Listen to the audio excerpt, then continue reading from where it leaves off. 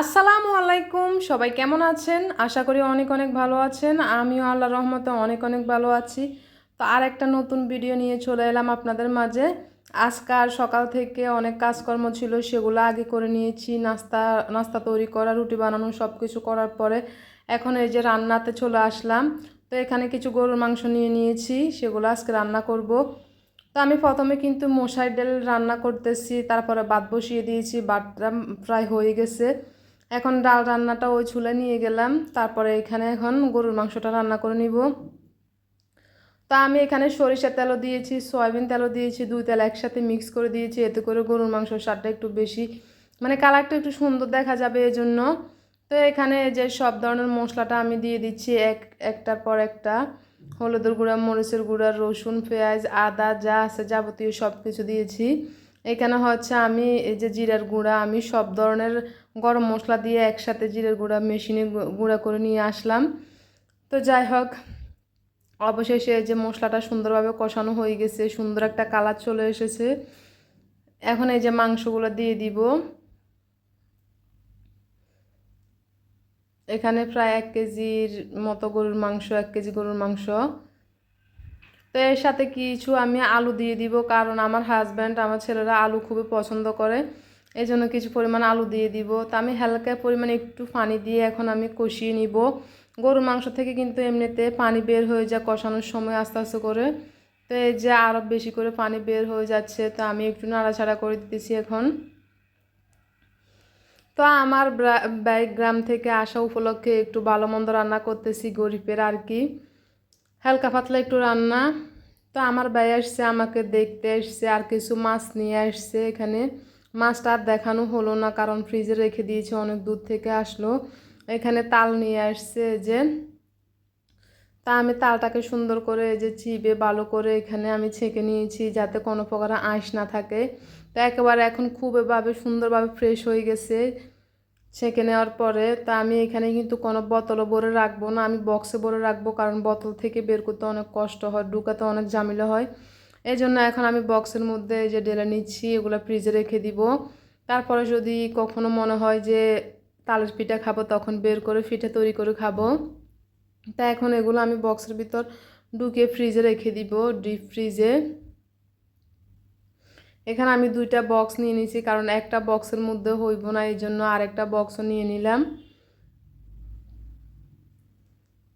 তো এই তাল গ্রাম থেকে নিয়ে আসলো ভাইয়ে, বেশি আনে নয়, শুধু একটা মাত্র তাল আনছে, কারণ এগুলো একটু ঝামেলা হয়ে যায়, অনেক ভারী জিনিস কিছু আমরা এনেছে। তারপর হচ্ছে এই যে অনেকগুলা মাছ আনলো, আমি ওই মাছটা আপনাদেরকে দেখাতে পারি না, কারণ দুধ থেকে মাছ আনার পরে যে মানে যে ফ্রিজ থেকে আনা হয়েছে, তো বরফটা গলে একেবারে ইয়ে হয়ে গেছে, আমি সুন্দর করে ধুয়ে তাড়াতাড়ি ফ্রিজে রেখে দিয়েছি, ওটার ভিডিও আর করা হয়নি এজন্য।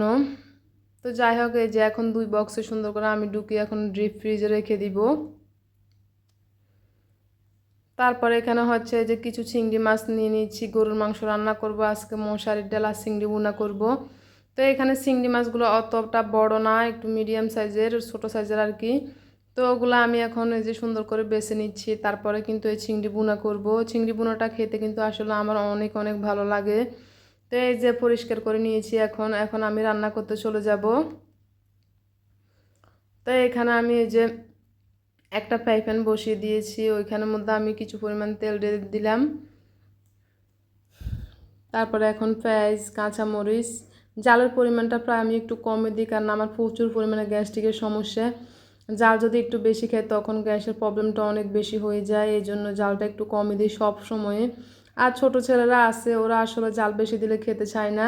তা আমি এখানে কিন্তু একটা টমেটো দিয়ে দিয়েছি চিংড়ি মাছের মধ্যে, এতে করে কালারটাও সুন্দর আসবে আর খেতেও খুবই ভালো লাগবে। তো এখন কিছুক্ষণ কষিয়ে নিয়েছি, ঢাকনাটা উল্টিয়ে কিছু পরিমাণ নাড়াচাড়া করে দিব। তারপর আমি এই যে চিংড়ি মাছগুলো ঢেলে দিচ্ছি। ঢেলে আমি সাথে সাথে পানি দিব না, কিছুক্ষণ একটু নাড়াচাড়া করে কিছুক্ষণ কষাবো, তারপরে কিন্তু আমি এই যে একটু ডেকে দিয়েছি। তারপরে কিন্তু আমি পরিমাণ মতো এখানে যে পানি দিয়ে দিলাম। তা এখন রান্না করতে থাকবো এটা। এটা রান্না হোক, কিছুক্ষণ পরে আবারও আসলাম দেখার জন্য যে কি অবস্থা আছে, এখনও পরিমাণ মতো জল আছে। তো ঝোলটাকে কিন্তু আর একটু কমাতে হবে, কারণ এটা খুবই মাখা মাখা করতে হবে। আর আমি যে বিলাতি ধনিয়া পাতা খাই ওইটা দিয়ে দিচ্ছি। বিলাতি ধনিয়া পাতা আসলে একটু ফ্লেভারটা খুবই ভালো লাগে।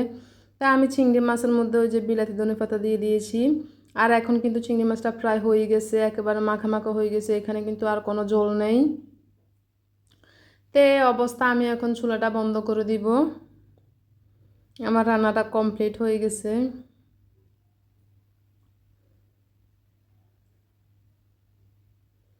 তো যাই হোক, এই যে রান্নাটা এখন শেষ। এই যে এই অবস্থায় কিন্তু চিংড়ি মাছ ভুনাটা খেতে অসাধারণ, খুবই ভালো লাগে।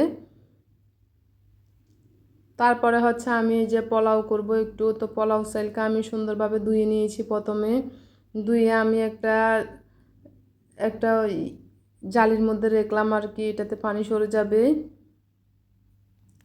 আর এখন হচ্ছে পোলাও রান্না করতে চলে এলাম। কিন্তু আমি প্রথমে ঘি দিয়ে দিয়েছি 1 চা চামচ। ঘি দিলে কিন্তু পোলাও ফ্লেভারটা একটু ভালো দেখা যায়, খেতেও কিন্তু অনেক ভালো লাগে। তা আমি ঘি দেওয়ার পরেও কিন্তু তেল দিয়ে দিয়েছি, কারণ ঘি দিয়ে শুধু পোলাও রান্না করা হবে না। তো আমি যে এখন পোলাও চালটা দিয়ে দিয়েছি। আর এটাকে কিন্তু অনেকক্ষণ ধরে ভাজতে হবে, যত ভাজা হয় ততই কিন্তু পোলাওটা খুবই ভালোভাবে হয়।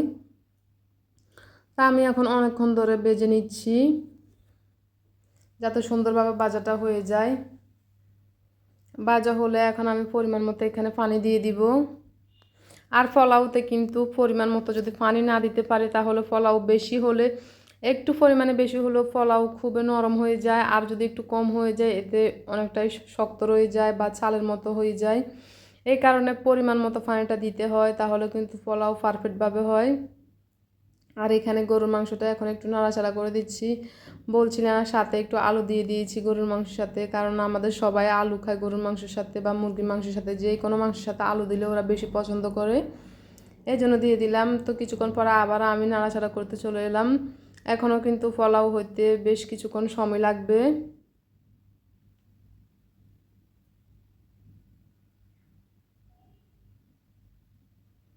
তো আমি আবারও নাড়াচাড়া করে দেখে নিচ্ছি, আর একটু পরিমাণ আমি ডেকে দিব, তারপরে কিন্তু অবশেষে পোলাওটা হয়ে যাবে। তো এখন এই যে কিছুক্ষণ পরে আবার চলে আসলাম, এখন এই যে প্রায় হয়ে গেছে, এই জন্য একটু পরিমাণ আমি ঘি দিয়ে দিচ্ছি। আর ঘিটাকে আমি পুরো পোলাওর মধ্যে ছড়িয়ে দিচ্ছি, কারণ কি এতে করে সুন্দরভাবে ফ্লেভারটা ছড়াবে। আমি কিন্তু প্রথমও ঘি দিয়ে দিয়েছি পোলাও রান্না করতে শুরুতে, তারপরে কিন্তু এখন শেষের দিকেও একটু পরিমাণ ঘি দিয়ে দিচ্ছি।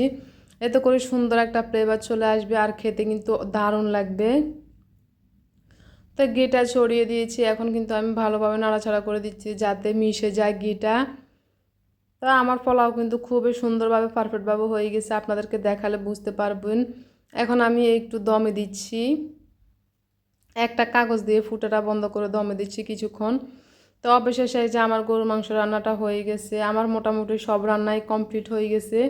এই যে আমার পোলাওটা কীরকম পারফেক্ট হয়েছে দেখলেই কিন্তু বোঝা যায়, একদম কোনো প্রকারে ছাল কিংবা নরম কিছুতেই হয়নি, জর্জরা সুন্দরভাবে, মানে যেরকম পোলাও হয় ওই রকম সুন্দরভাবে হয়েছে পোলাওটা। তো পানির পরিমাণ যদি ঠিক মতো দিতে পারে তাহলে কিন্তু পোলাওটা খুবই সুন্দরভাবে হয়। তা এখন আমার সবগুলাই রান্না রেডি। তারপরে এখানে আছে যে চিংড়ি বুনা, আজকে আমার ছোটোখাটো একটা রান্না, পোলাও, চিংড়ি বুনা, গরুর মাংস আর একটু মশাইয়ের ডাল সাথে রান্না করলাম। এটা রাত্রের জন্য রান্না করে রাখলাম আর কি। তো সব রান্নাই মোটামুটি কমপ্লিট। আজকে দুপুরে আমার এই ধরনের রান্না হবে। আর হচ্ছে একটা মোজো নিয়ে আসছে, এগুলা খাওয়ার পর একটা মোজো খাবো। তো সবাই ভালো থাকবেন, আল্লাহ হাফেজ।